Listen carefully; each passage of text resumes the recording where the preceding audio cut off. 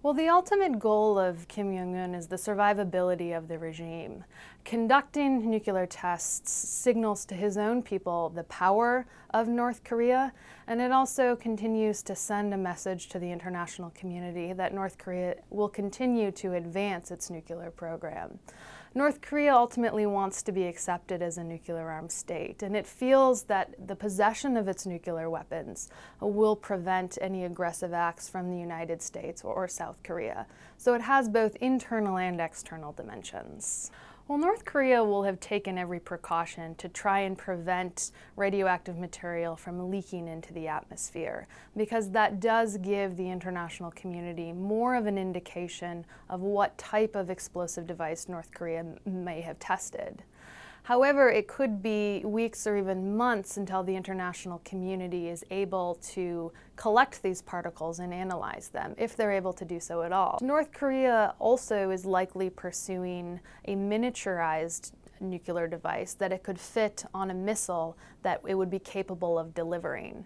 So when North Korea may have made advances from this test, it could have to do with the material that North Korea used for the core of the bomb.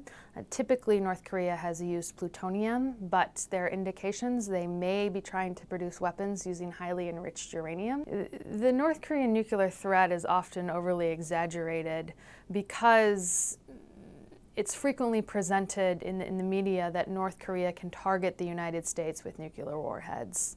North Korea has not deployed a missile with a sufficient range to target the United States. And there are significant other technical barriers that North Korea would need to overcome, such as ensuring that the warhead could re-enter the atmosphere.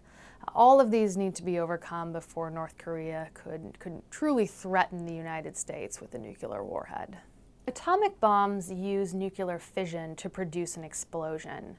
Nuclear fission means that the atoms at the core of a nuclear device are split during the explosion. These devices involve a core of highly enriched uranium or plutonium. Hydrogen bombs are a more advanced design that are significantly more powerful. It could almost be described as a bomb inside of a bomb.